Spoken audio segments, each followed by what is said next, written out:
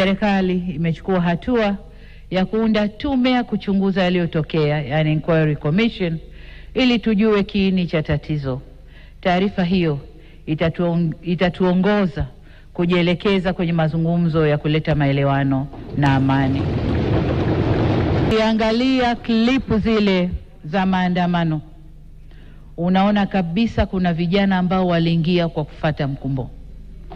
Wanaimba kwa kufata ushabiki. Hawakuwa wanajua wanalolifanya.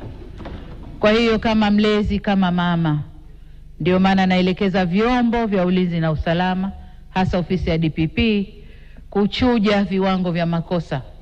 Na kwa wale waliofata mkumbo, basi waseme nao kisha wawaachie waende kwa wazazi wao. Natoa msamaha huo kwa sababu hata maneno ya Mwenyezi Mungu katika kitabu cha Luka sura 23 mstari wa 34 yanasema, na hapa nanukuu, Yesu akasema, Baba uwasamehe kwa kuwa hawajui watendalo.